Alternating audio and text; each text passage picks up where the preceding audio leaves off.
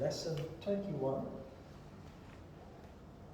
Last week we introduced Nadi Shodhana Pranayama, chapter 2 of the Hatha Yoga Pradipika, and we read up until Sutra 10. So today we will continue reading starting from Sutra 11. One should practice well kumbhakas 4 times a day, in the early morning, midday, evening, and midnight, gradually, till they number 80. Kumbhaka refers to the pranayama exercise.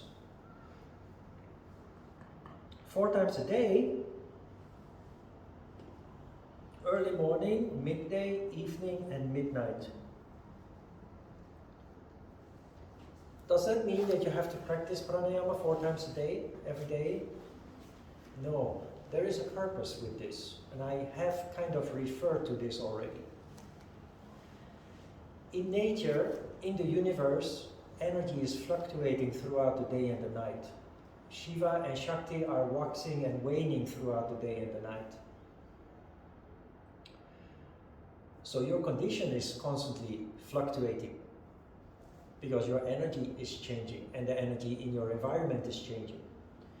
That also means that the pranayama exercise at different times of the day will have a different result, a different effect.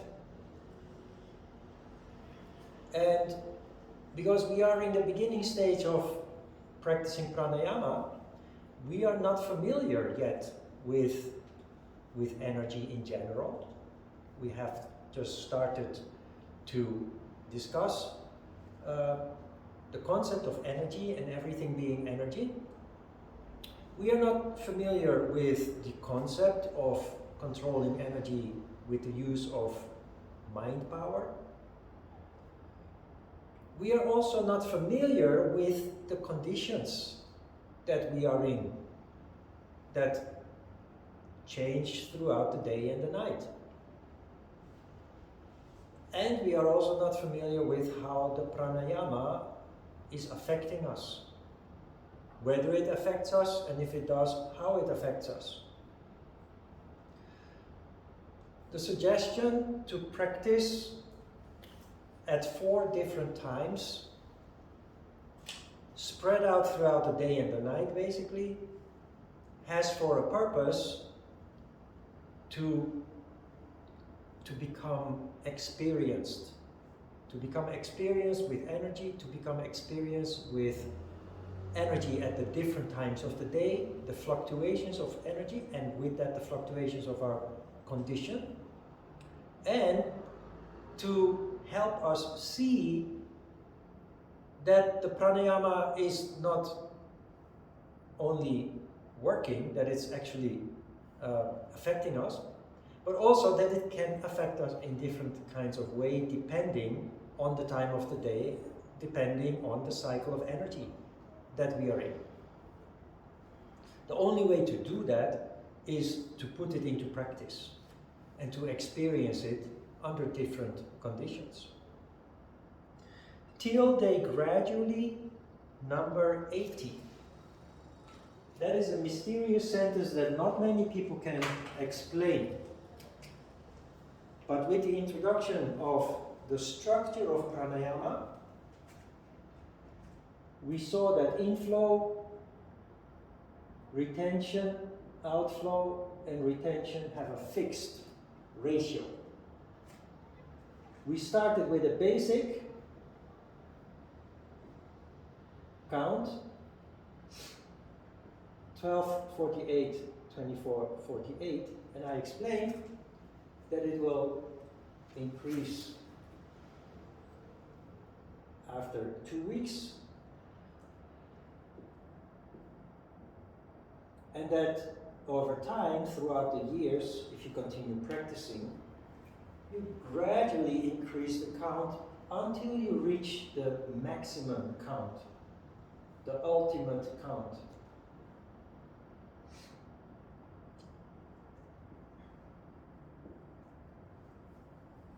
Gradually till they reach 80. gradually till they reach 80. You build it up.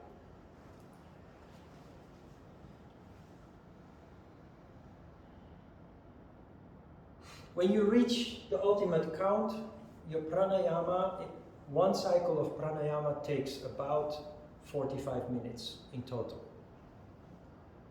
At that level, you're meditating for an hour and 15-20 minutes, starting with the pranayama, and then you build up to samadhi, contemplation. Sutra 12, in the first stage, there's perspiration. In the second, tremor is felt. And in the highest stage, the energy goes to the chief place, Brahmarandra. So one should control the energy. We understand the energy household now, the chakras and the functioning of the chakras. The highest level of development for humans is to awaken and expand the crown chakra. And that can only be done by bringing about a certain balance between the opposing polarities of energy, between the Shiva and the Shakti energy. Because only when sattva occurs, energy, the phenomenon of the third channel opening up, allowing energy to rise, which is responsible for awakening of consciousness in the crown chakra, only then this phenomenon occurs. In the first stage, perspiration. In the second, tremor is felt. That is not literally. I'm pretty sure I referred to this before. It's symbolical language. In the Nadi Shodhana Pranayama, you first increase Shakti while reducing Shiva, which leaves you with Shakti domination, a Rajas condition, which is a condition of heat. Rajas is heat, is expanding energy. That is symbolically described here as perspiration. Tremor is felt shivering. That happens when you're cold. The second cycle of the pranayama is an increase of Shiva while reducing Shakti. Although you may not really feel cold, but it leads to a tamas condition, which symbolically described here as tremor is felt. And of course, the purpose of this is to come to the middle. In the highest stage. Then in the highest stage, the energy goes to the chief place, Brahmarandra. Brahmarandra is the cavity of God, which is the crown chakra. So the purpose is clear. And he finishes by saying, this is why we need to create the conditions to allow energy to rise up. And it has, in terms of the development of human beings, it has enormous implications.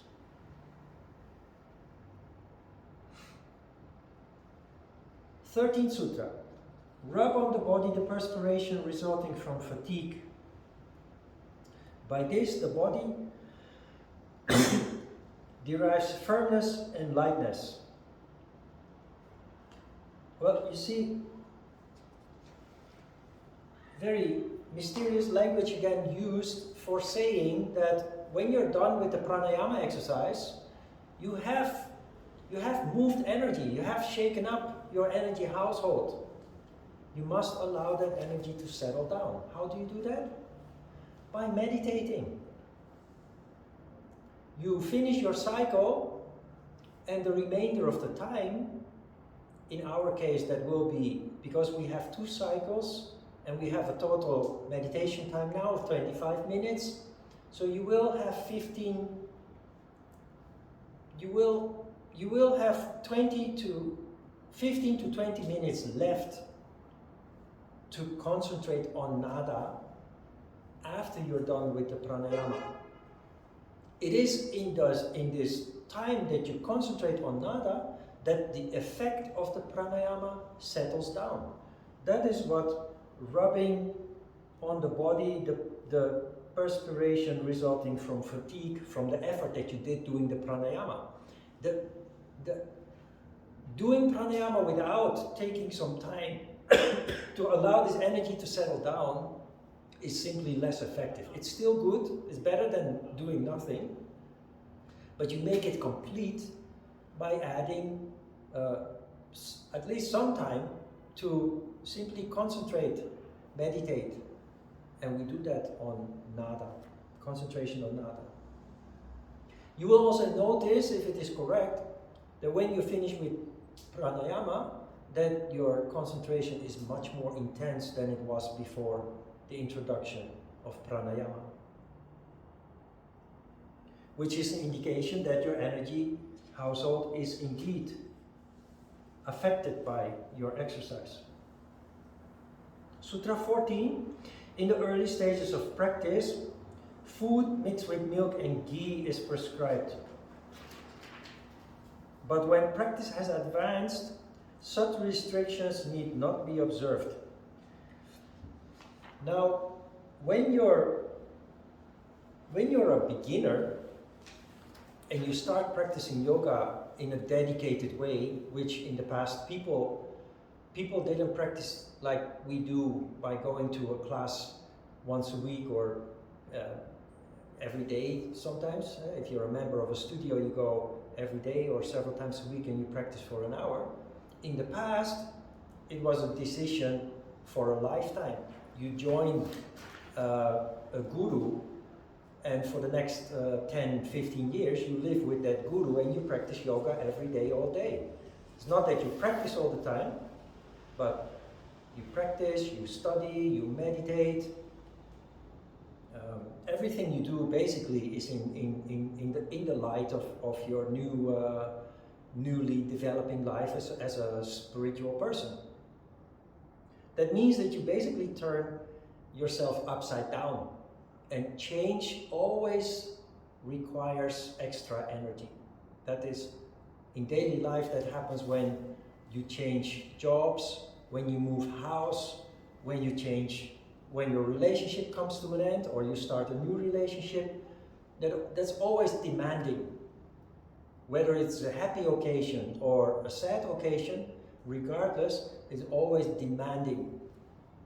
Milk and ghee were the superfoods of the ancient people.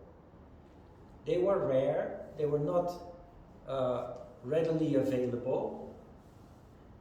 They were a luxury, but it is Svatmarama here acknowledging that you turn things upside down physically and mentally. It requires, in the beginning stages, lots of energy, and so you need, instead of Red Bull or all the modern power foods that we know these days, we use milk and ghee. Ghee is clarified butter. So lots of protein, fat, and lots of nutrients, vitamins and what have you, minerals, to sustain your increased spending of energy. 15, as the lion, elephant or tiger is tamed gradually, highlight the word gradually, even so should energy be brought under control, gradually, else it will kill the practitioner. This sutra warns you not to be impatient. You know now that we have a count, and that count gradually increases. What you are doing is you are accelerating energy in a concentrated way through your energy channels. But those energy channels need conditioning. So you have to start at a low count and not be impatient feel tempted to increase the count rapidly. Because if you force too large amounts of energy at too high a speed through the energy channels, that can lead to chaos. It's like if you look at the road system, you have in France, for example, you have the national roads before they started building highways. So if you moved through France, which is a very mountainous country, you were going up and down the mountains and zigzagging and those hairpin curves and what have you. Then later came the Route Nationale. They built 6-lane highways. The national road is like the unconditioned energy channels. You buy a high-powered sports car, a Ferrari, to name but a high-powered sports car. It's very difficult to drive that car on the Route Nationale, on the curvy roads through the mountains, because that car is just very powerful and difficult to control in those curves. Building those national highways is like practicing pranayama to upgrade the capacity of your energy channels. And that is a process that takes time. When it is done, you can drive your Ferrari comfortably on those straight roads that go through the mountains and over the valleys without bendy curves and what have you.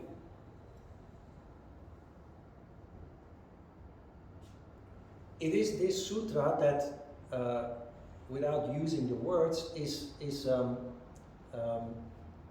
the reason why you may, if you're interested in yoga throughout the years, you may have heard something about Kundalini energy, with the accompanying warning that Kundalini is something that can be dangerous.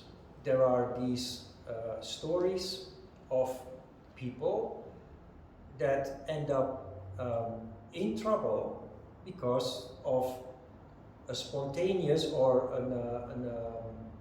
an accidental awakening of Kundalini energy.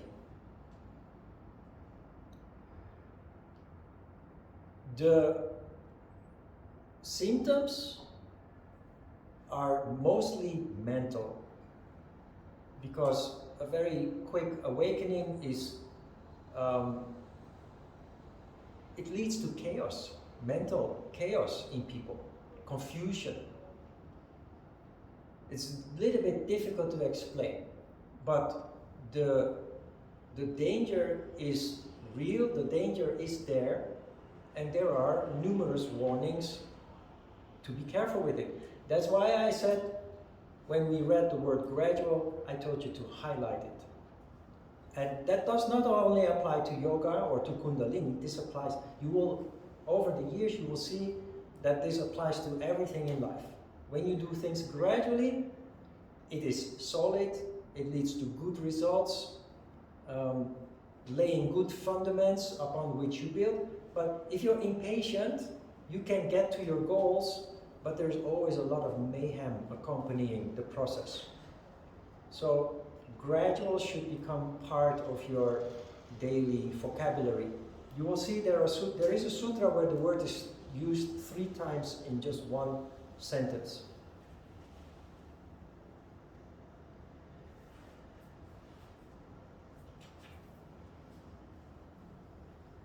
Also, there is no need to have any fear of a Kundalini awakening, because yoga is a systematic practice. The way that we do it is very systematic, and it is designed to bring about transformation very, very gradually. It is so gradual that many people don't realize they have changed until years later, and they compare and see that they have indeed changed a lot, transformed considerably. It goes wrong when you force Kundalini. There are examples. There is a sect in Israel where they claim to awaken Kundalini, and they literally bounce on their tailbones. They sit in a Padmasana, and by violently pushing their knees down, they basically hop into the air and then land on their tailbone. So that's not advised. It's not advised to take a shortcut like that. Also, Kundalini, there's nothing mysterious about Kundalini, no matter the stories or the anecdotes that you hear. Every kind of yoga, all kinds of yoga practice lead to the phenomenon of energy rising up through the middle channel. It is that process that is Kundalini, basically. So don't be intimidated, don't be fearful. It is a very natural process that you barely even notice if you practice yoga correctly. 16, through the proper practice of pranayama, along with the right foot and proper bandhas, there is freedom from all diseases. By a mistaken course of yoga, the practitioner brings all diseases upon himself or herself.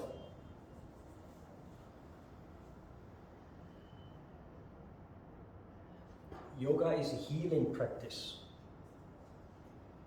It has many effects, many results, good results.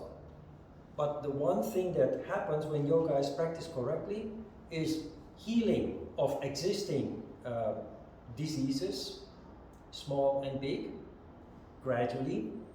And then when you have reached a certain level of health, preventing diseases from occurring in the first place. So yoga overall is a healing practice. That is also what he says in the first part of the sutra. You will be free from all diseases, or there is freedom from all diseases. But if you don't practice yoga correctly, it could lead to all kinds of unpleasant developments. You can bring all diseases upon yourself. 17, a wrong course of pranayama produces hiccup, asthma, bronchial diseases, pains in the head, ears and eyes, and various other diseases. Well, this is very simple. There are 8 pranayama exercises, and there is one which we are now doing, Nadishodhana pranayama. So there are a total of 9 pranayama exercises that are described in chapter 2 here. If you follow the instructions and you try to force that into a practice of breath control, you are definitely going to end up with serious trouble. Simply because it is not possible. We talked about that last week, and I think the point is clear. It's simply not possible. That is a wrong course of pranayama that leads to all the terrible things that are described here.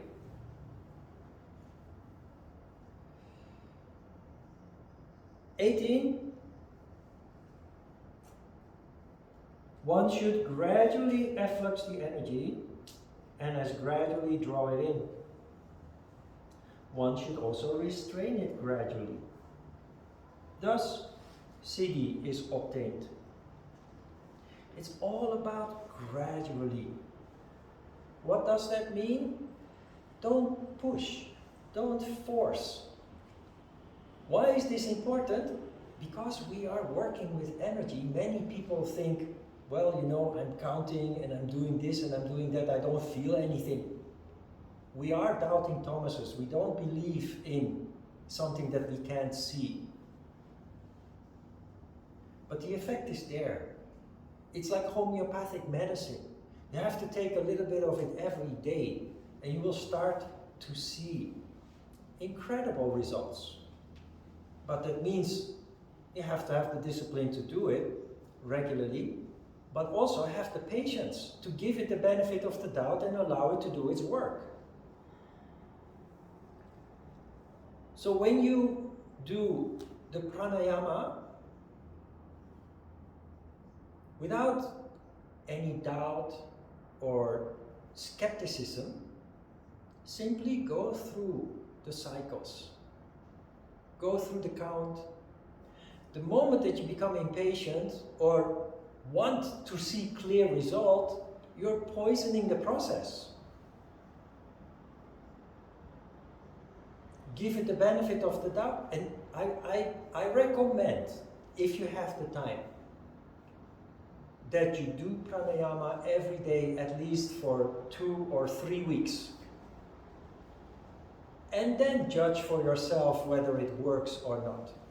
Last week we talked about the issue that if you're very healthy, when you're sick, it is easy to see result when you get healthier. But when you're already pretty healthy while you start doing this, you may not see any spectacular results. Especially not when you do it only once or twice. But if you do it every day for a couple of weeks in a row, the results will be undeniable. How it changes your condition, how it makes you very regular in your energy levels throughout the day, and your focus just improves enormously. That is when you see that will also convince you, give you the faith, basically, that although you can't see it or touch it, smell it or hear it, but it is there and it actually really works, even more than you dare dream of. Again, it does require that discipline, that you do it on a regular basis. Thus, siddhi is obtained. Siddhis are supernatural or paranormal abilities. A siddha is a person who has obtained siddhis, supernatural or paranormal abilities. There are several things to say about that. First of all, these abilities are not paranormal or supernatural. They are very normal and very natural. Every person, every living person has a potential to manifest these abilities. They don't manifest because the energy is not there. The antennas have not developed. These abilities come with the opening up of the crown chakra. All the siddhis are based on increased sensitivity and increased consciousness. Clairvoyance, your ability to feel other people, to feel vibrations. You develop antennas with which you communicate in another way. It's very difficult to explain because it is very subtle, and you already have those abilities to maybe a small extent or a bigger extent, but they do not stand on the roof shouting, "Hey, look at me, here I am." That's what people do. People in spiritual circles who take themselves serious, they will put on a fancy hairdress and a fancy dress and whatever, speaking in mysterious ways, because they want people to admire them for their special abilities that they have developed. It's because of ego. But siddhi manifests in a very, very quiet way.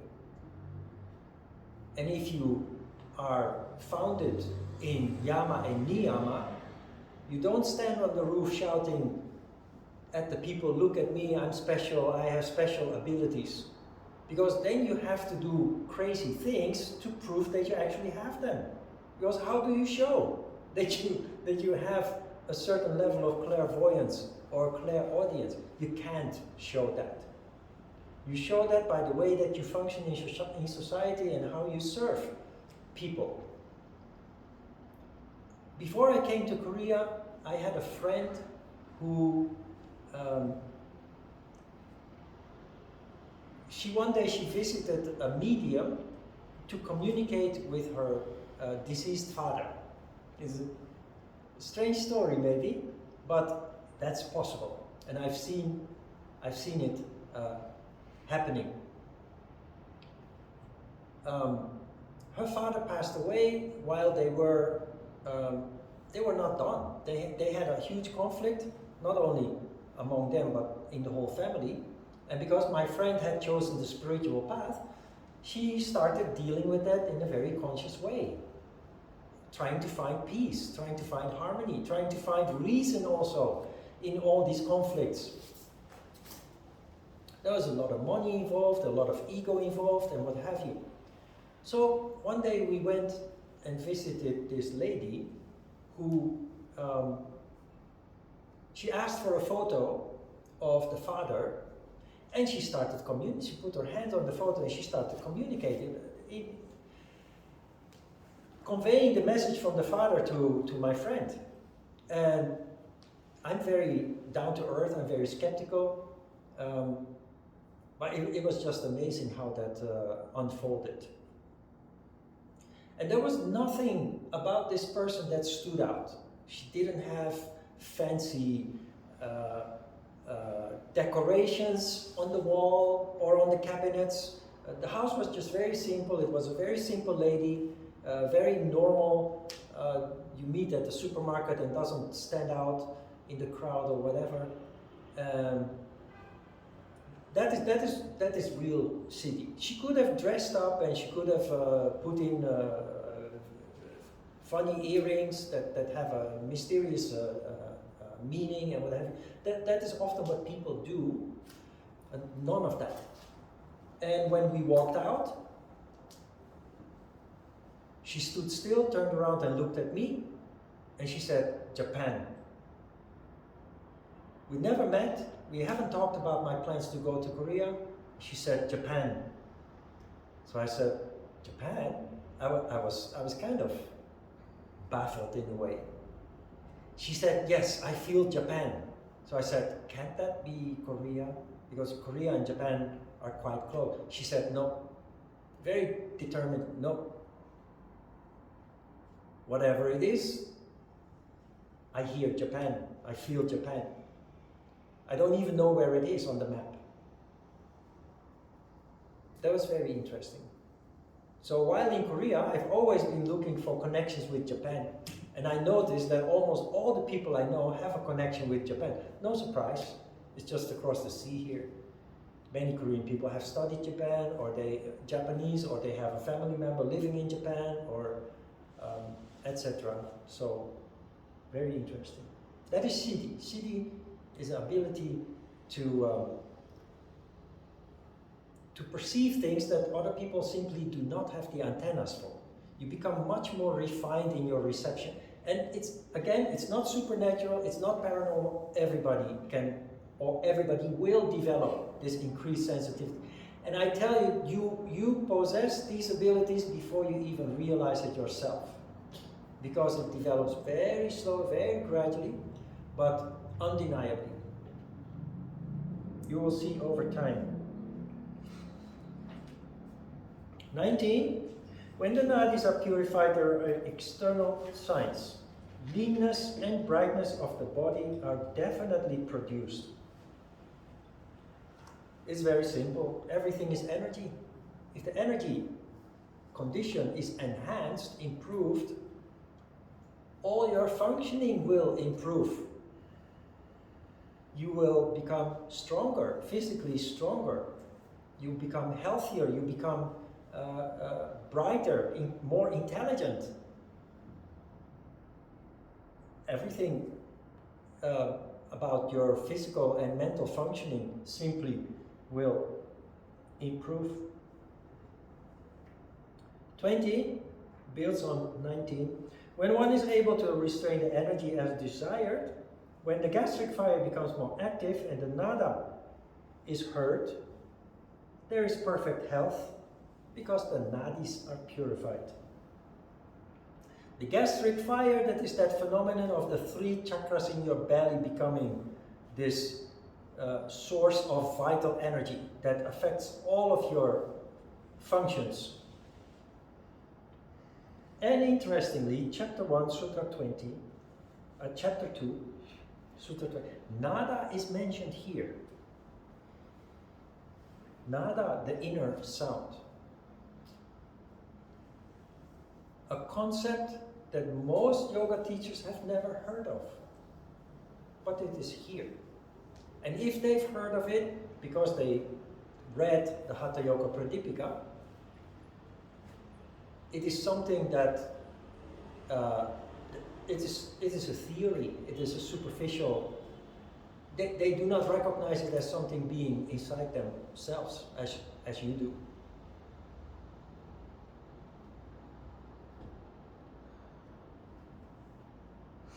Questions? This was the last one for now. We will continue reading after the meditation, in the second cycle, the second session.